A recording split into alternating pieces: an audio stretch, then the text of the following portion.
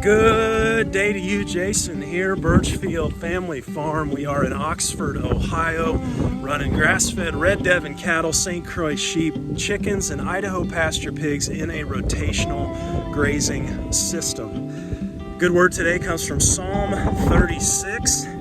Your love, O Lord, reaches to the heavens, your faithfulness to the skies. Your righteousness is like the highest mountains, your justice like the great deep.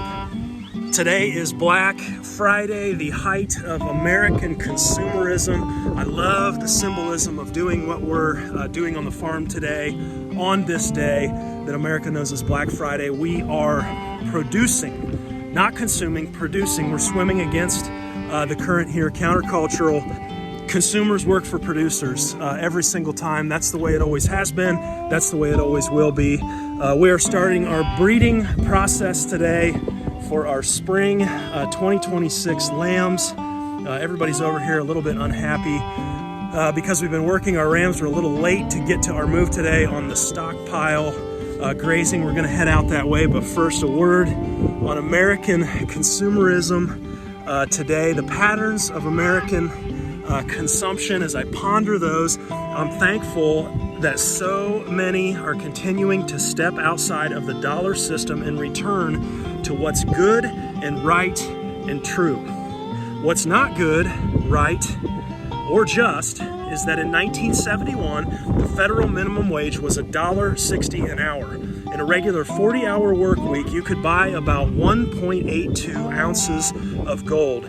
This would translate today to a minimum wage being $182 an hour to purchase that same 1.82 ounces of gold we've been stolen from. And let me remind you that a pound of lamb meat in 1971 is still a pound of lamb meat in 2025. Same with a homegrown tomato, a pepper, a potato.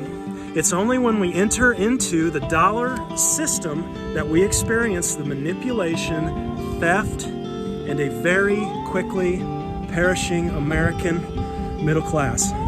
Okay, Stockpile grazing. We got the fence off here. Let's get out here. These guys are honked off and ready to move. You can see our fence out here running 500 feet all the way down. So today, we're peeling off sheep breeding groups. So we run 3 different bloodlines on our rams. And so we need to peel those ewes off. We need to have a way to split them into 3 different groups and then get them with their respective ram. To do that though, here's that fence running all the way down. To do that, I think the best way to do that is to go ahead and move them. They're used to this routine. Let's get this fence moved over. You can see right there where the beehive is.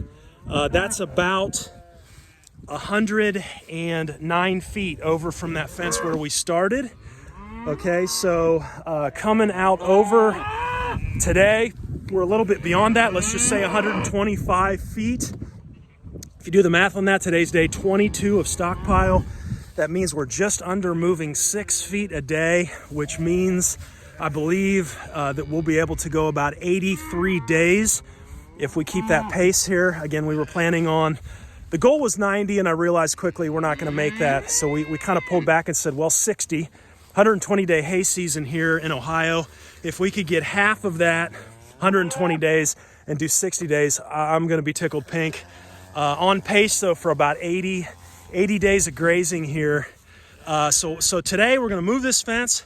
I'll take you with me to do that, and then we're going to see if we can peel these sheep off from the cattle and get them up into our sorting facility and get them with their ram for the breeding season. Okay, so as we start to move down here, you can see cattle get the first fruits here, and then sheep are going to fill in behind them. And then usually the way it works is cattle get so honking jealous is they'll start to push this way, and so they'll push the sheep out. And I think the thinking there on cattle is that they can kind of guard what's behind them, even though when they get down so far they can't.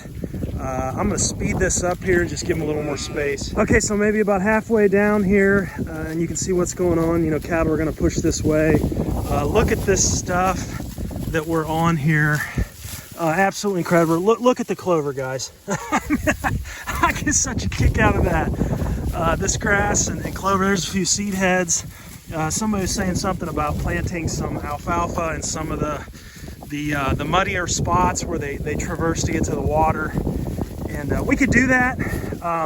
Love the fact that they're consuming this clover seed though and putting it out the back end. We talked about the very even manure distribution that we're seeing. That is most definitely a benefit here. Both sheep and the cattle manure. Look at that, look at her, look at that bite of grass, man. How are you gonna get that any other way coming into December here? Unbelievable. So satisfying as a shepherd to see your animals absolutely thriving, giving them the best quality feed that you could provide. Keeping them grazing, keeping them working. I say this about every video, but referencing that Jim Garish quote, harvested forage is on average 4 times the cost of grazed. We just needed to figure out a system for containment here in this netting, keeping it hot on about a 3 joule charger. Yeah, see them moving this way. That 3 joule charger has done the job for us. Getting up into here, we're a little bit shorter. We made some of our homemade haylage off of this section here a little bit later, and you can see it is lower. Yeah, I guess a little bit maybe higher protein. Cattle are running the show here. You can see, but see how sheep will go behind and kind of fill in the gaps. 10 head at Devon here, so they can't take up the whole 500 feet down through here by any means. But anyway, if we do have to feed, when we have to feed a little bit of hay later on, probably month of February, I'm anticipating, we will put out that homemade haylage that we make. We make it on a small scale.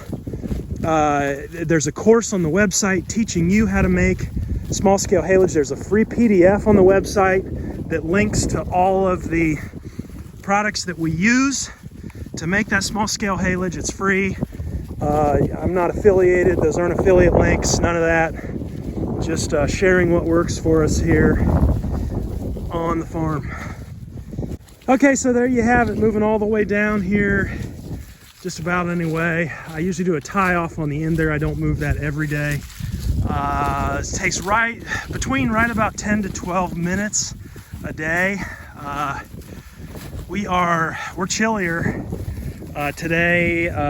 We hit low 20s last night. Somebody's saying something about nitrate, poisoning it from the grass or whatever. We don't deal with any of that. All of these genetics are fescue adapted. Don't have any kind of fescue, toxicity or whatever. Not in our animals. They got to be grass hardy, or they can't stick around here. Just the way it is. But no problems with freezing. And I know you deal with that prussic acid with sorghum. When that freezes and kind of giving that some time to simmer down. But no problems here on the grass. But yeah, about 10 to 12 minutes a day to move. And the big thing with Stockpile is your animal's losing condition or potentially losing condition. Now, how do we know? Well, it's tricky with the coats. Them growing in their coats, that isn't due to temperature, that's due to the pituitary gland sensing the light, or the lack of light is how hair growth happens. And so keeping an eye on them. Now we just moved, so they're gonna have some empty rumen now, but I'm checking a couple things. I'm checking that rumen fill on the left side, and we're on the wrong side right now. But yeah, she could use a little decent, yeah, looking good there. See, we want to full that rumen. See how filled out that rumen is, and look at her condition. I mean, she just looks great. And looking at pads, so what you're going to see is you're going to start to see the manure pads stack up as well. Kind of gets to looking like horse manure or something like that when it starts to kind of stack.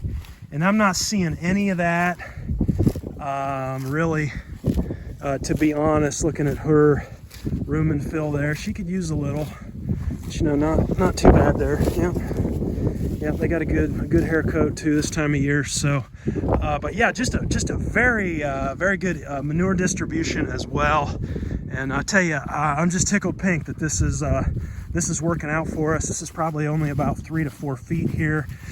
Sometimes I will come back out in the evening and just move the fence again if they're hollering, or just if I have a sense that they need a little more, or like we had a cold front move through, you know, the last few days here. So I could always pop out in the evening if I needed to and move the fence again. You know, again, with doing that though, you're just taking those days off the back end, you know, the number of days that you can graze. But I'm also not going to let my animals lose condition. But yeah, looking everybody over, really happy with this. Okay, so today we need to pull sheep off of this system though. That's another reason why I'm not moving the fence a whole lot, because we're going to have sheep through our sorting system, pairing them up with their 3 different bloodlines on the rams, so splitting them into 3 groups. So the first step in that is we need to get all of these ewes separated from the cattle and moved up to a different pasture here. And I'm going to grab my little farm hands to help me out with that. Okay, here comes all my help. Oh, thank the Lord. This is an area where I think we were talking about that alfalfa seed. See how they have to come through here and use that automatic water around the corner. That's the only problem to this system is, you know, we're keeping those gates open, you know, so this is going to be a commonly traversed area all winter long. You know, we're going to give this up though. You know, we were grazing all winter long, and just in this, well, not grazing, we were feeding hay in this paddock here last year. You know, if you guys were following, there's that automatic water up there, you know, in our mineral there. But you know, not having to do water in the wintertime, that's a big deal.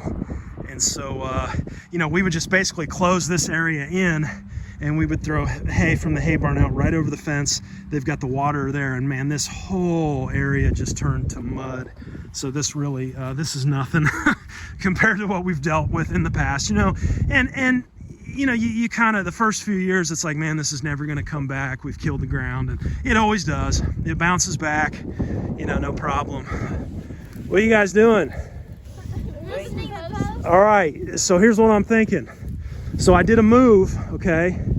They're all lined up. So we need to split the sheep off and get them up through here and isolate them so that we can run them through and get them with the rams in their groups. You think we can do that? I thought maybe moving them and having them up against this fence would be better, because I think we can just run. You guys want to just run down this fence? And I think what's going to happen is I think cattle are going to stay there and graze.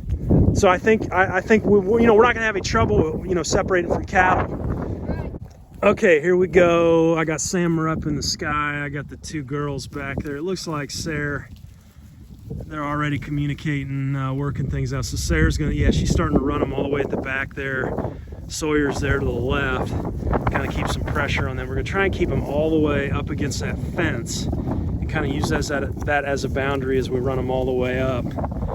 Again, the plan is for cattle to stay and graze and just to peel these sheep off here. I think it'll work.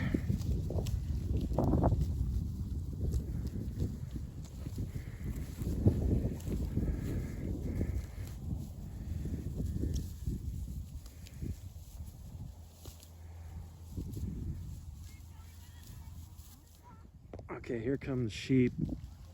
Looks like they had a few cows wanting to run with them. I'll see how this goes here. Okay, looks like they got them. We've got one scraggler back there. And yeah, I think this is going to be doable here. All right, and then let's just slowly push them right along that fence, right through those gates, okay? There you go.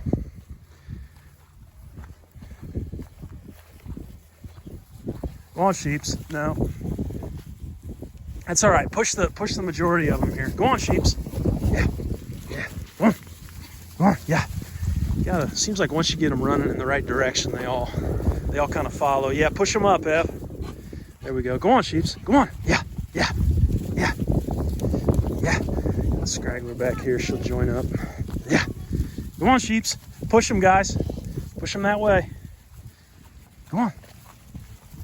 Come on, sheeps. There we go. There we go. Hey, Sawyer, help Sarah out over there. There you go. Man, we need a sheepdog.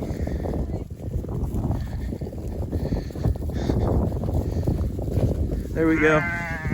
There we go.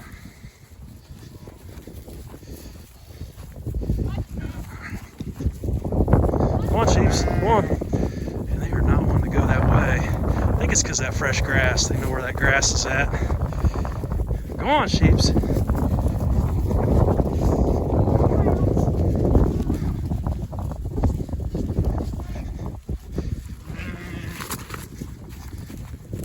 Come on. Come on.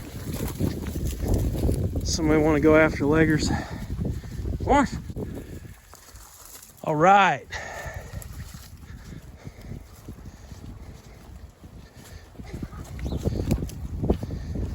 Okay, so got them into here. So now the plan is we need to get them on the other side of that electro net, and then we'll be able to go into our sorting system. Okay, and then we do have fresh grass over on this side of this white net, so they're going to want to come into here.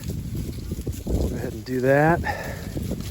And button this back up, and we should have a separation from cattle here. Ready to go. You can let them stop and graze for a minute. Yeah, they'll like this stuff. Okay, so from here, it's over underneath this high wire here. I'm gonna try and go right in through that gate and around to the front of our, what we call our hay barn sorting facility in there that we've put together. We'll show you that whole setup and give you some thoughts on efficiently separating these guys off. And I'm gonna put some tags in their ears as well. They do have tags, but we'll go over all that. We've got our rams up there too, marked. Go over the entire system with you. Yeah, they may not want to go under that wire. They will. Just hold them there, okay? Yeah, here we go. Here we go. Yeah, a little gentle pressure. There you go. Easy. There we go. Okay. All right. The flock.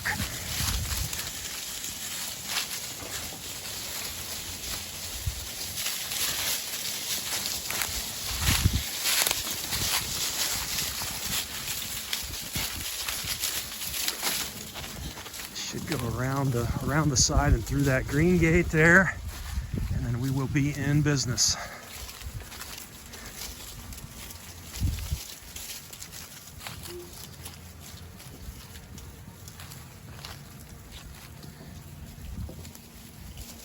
Bingo. Okay, so as we walk into this barn here, we have two separate pins, a feeder in between. That's pin 2, this is pin 1 over here, and then this feeder here. Now, when you open up, this red gate is against this wall. When you open that up, you have access to our chute there, and then coming off of our chute, you can see the boys there. We'll go up and take a look at them, but point is the boys are isolated. There's no way they can get out or get to these ewes as we do this sorting here. Okay, so here's kind of the front view. I got Sam over here running our head gate. Now this is a cattle head gate, but you can see what we did here on this side is we just peeled off our rams here, the stuff all over them. That's burdock. 3 herd sires this year. There's Brutus in the back, Waylon up here. He's a Tennessee boy. And then our technically ram lamb out of Kentucky there we call Rambo. And all 3 looking really, really good coming into breeding season. Those 2 in the back there, those are meat. Kept those around, and just not every ram's a herd sire. Those are definitely not. So we'll do meat with those here. But the point is we do not want... None of our rams have had access to the ewes since we lambed in mid-April of this past year. And so they've been pulled off. They run on the front pasture here and are rotated. But point is, nobody gets access. You can see them already sniffing through. We do have wood fence boards on this side, on either side, but I put the pallets there in addition because I've heard stories about breeding happening through fences. It's crazy. Anyway, it's not crazy. It's nature, and that's the way it works. So we've got the ewes here lined up in the chute. Let's start running here, and several things to do here as we run them. All right, so these are our 3 different groups here. You can see Rambo out of Kentucky, Brutus, and Whalen here, and then these are the tag numbers of the ewes. Now, today, one of the things we have struggled with over the years is we've got, all of these ewes, and most of them are our own that we've kept back, but some of these we've sourced from other farms over the years. And the problem is there's a hodgepodge of different tags. Some of the tags, sometimes they lose tags, which is no good, but also sometimes the tag numbers will be the same color from one farm as another, or even the same number or close to the same number. And so it gets tough to kind of distinguish, who's who and which ewe. Now, we've got eyes on them, and every day we know who's who, for the most part. Certainly not all 50, but looking at their tag numbers, we can pretty much tell who's who at this point. But the tag numbers are very, very small, and so you have to be right up on them. So let me show you what we're going to be doing as we run them. So we've assigned one of these bigger numbers to each of our breeding ewes. Actually, we've put these tags in the rams as well. That way they're nice and big. We'll be able to read them from far away. I never really understood why farms did 2 tags, and I was a little bit opposed to that in the beginning because, another wound in the ear, you're opening them up to tetanus. It's just another risk. But that being said, I do kind of understand the 2 different tags now. So we have an applicator here. We're going to put these through as we run the sheep into their breeding groups.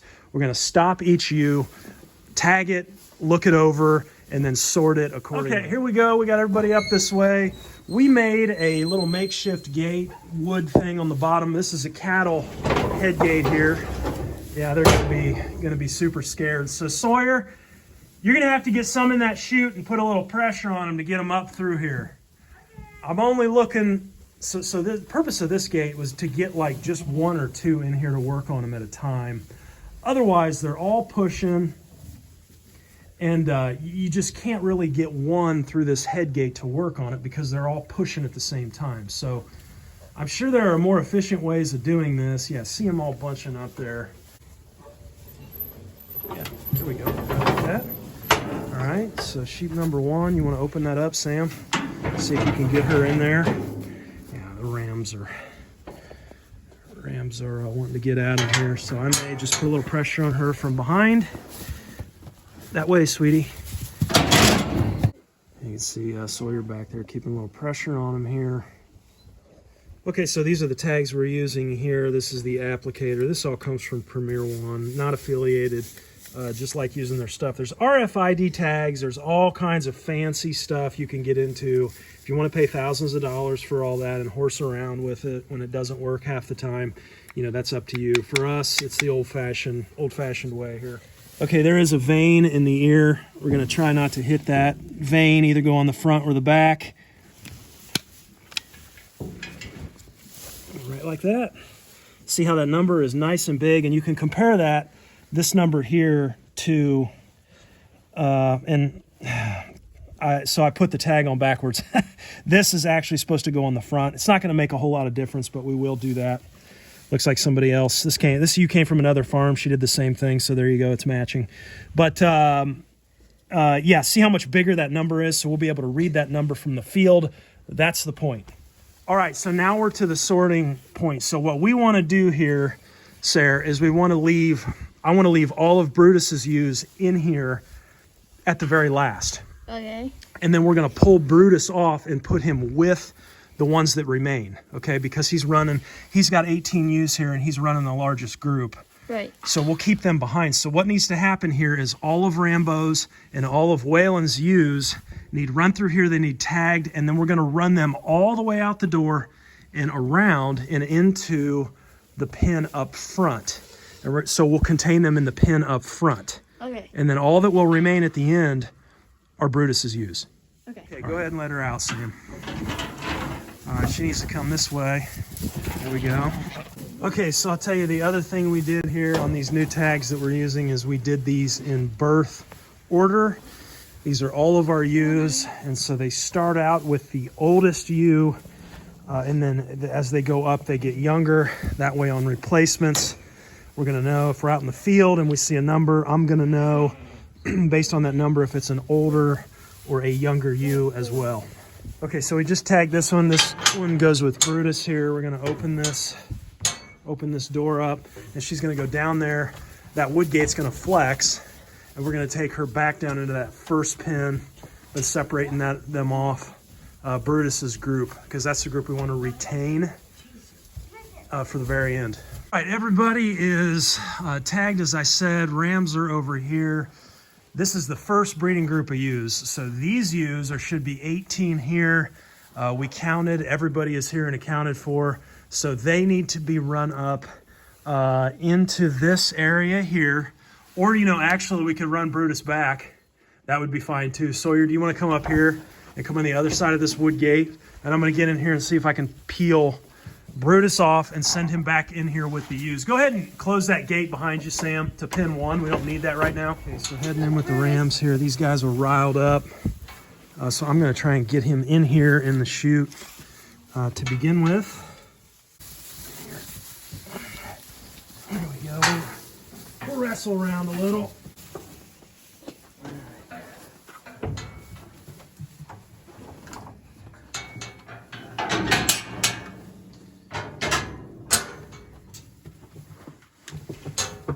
Okay, here we go.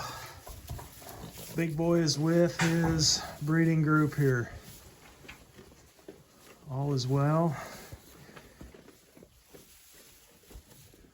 Okay, so the goal is to get this first breeding group back outside. Sam's gonna send them down and out. Situation like this, you really have to be careful being around that ram because he's gonna be all riled up. We do carry a little spray bottle, a little spritz of water.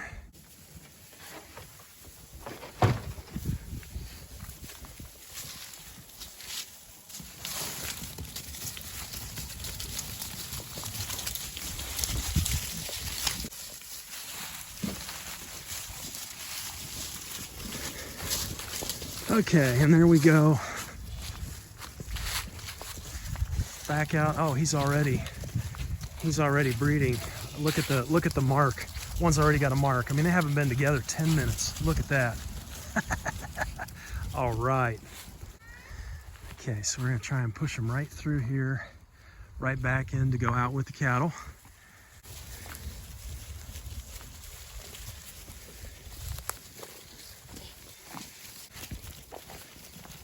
And there we go.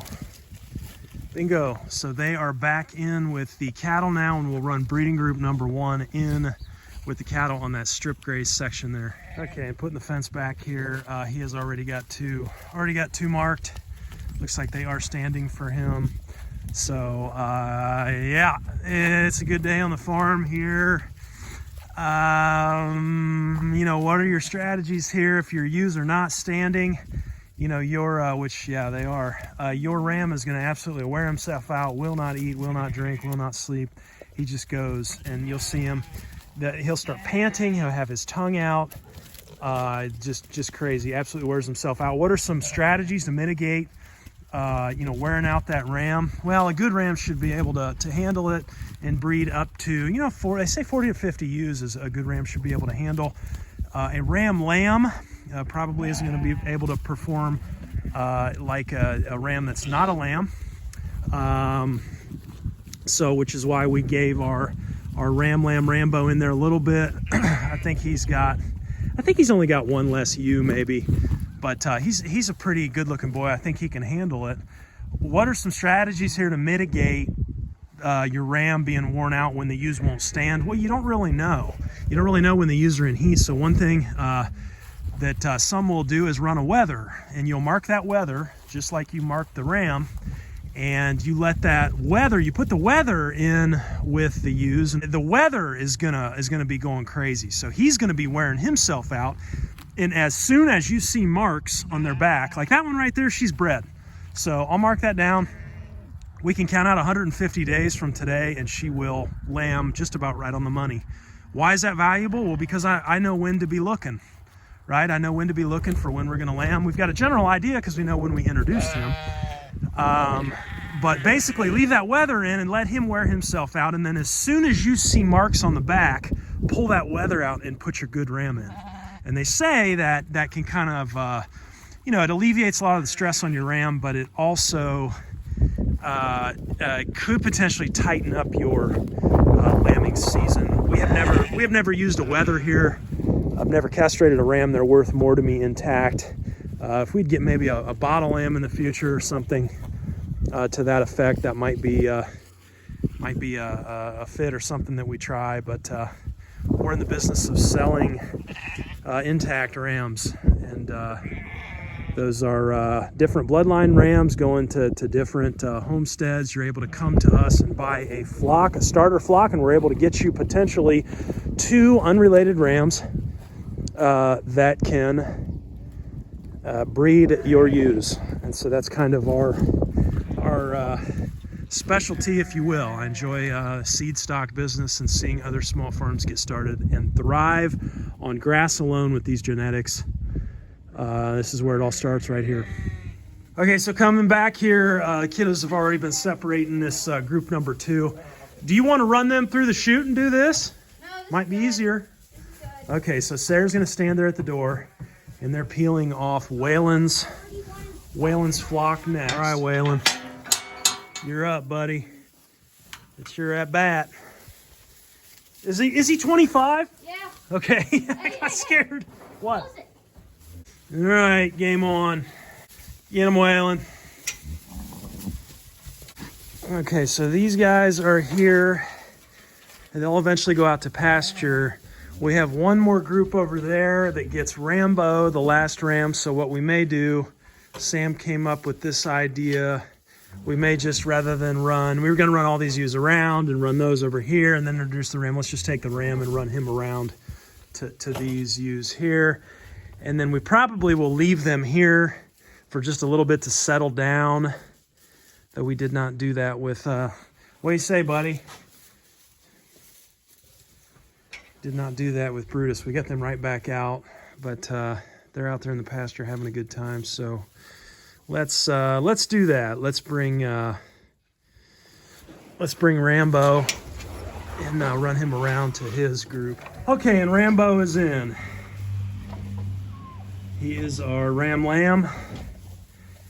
He's got 17.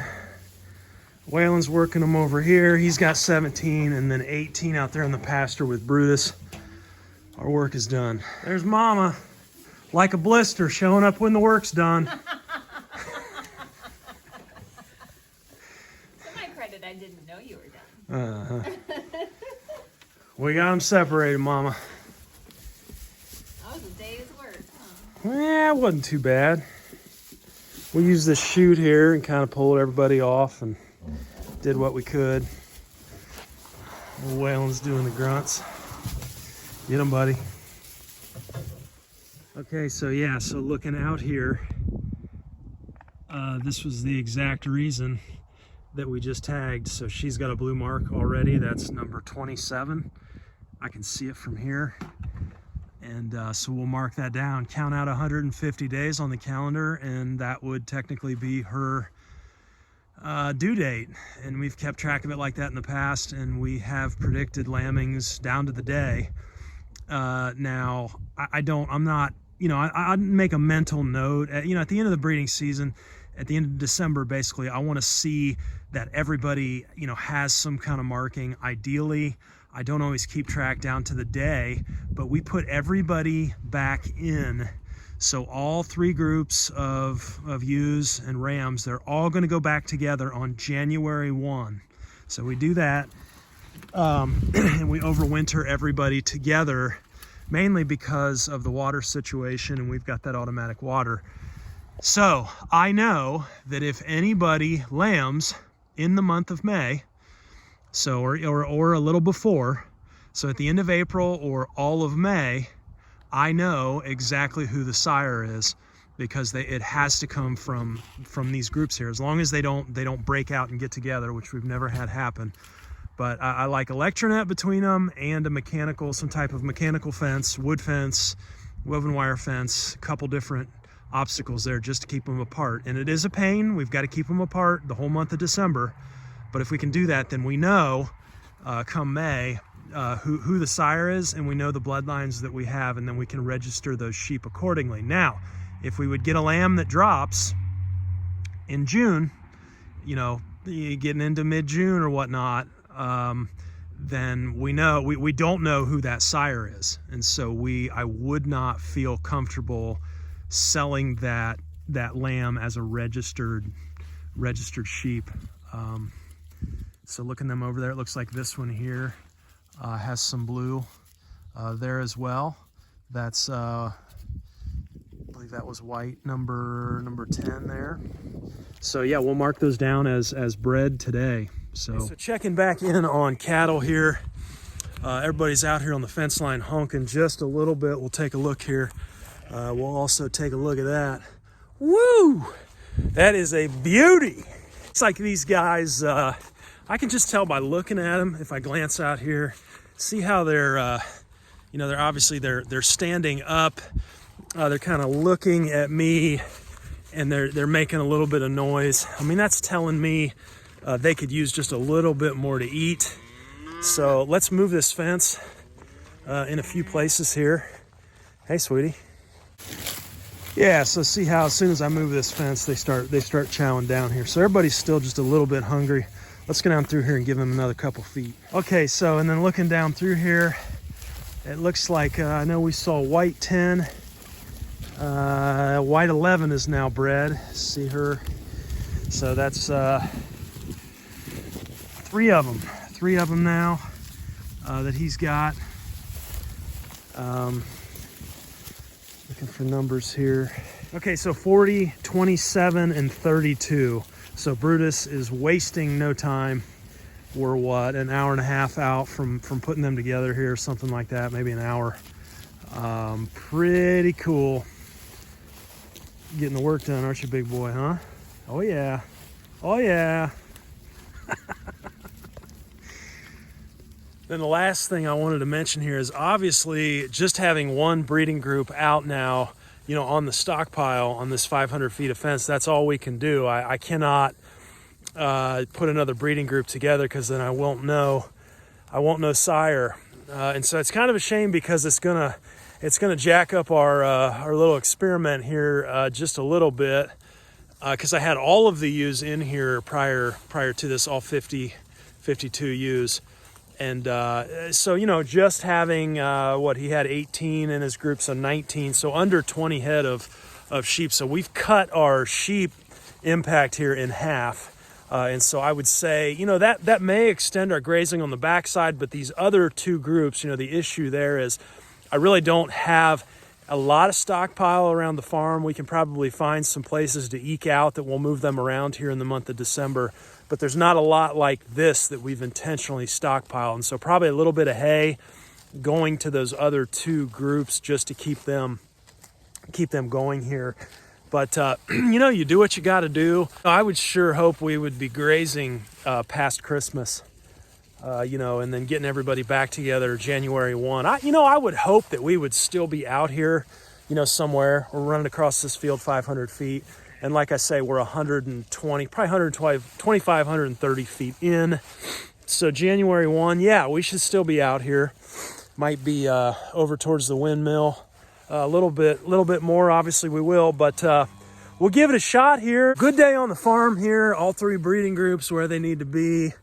I see Brutus there was having a little tiff there with the little bull calf. Or is that a heifer calf? No, that's a heifer calf. Anyway, we'll let them work that out, but it's a it's a good day on the farm. He'll get it figured out. Hope you're well wherever you are. Be at peace, be blessed. Talk to you next time. Take care.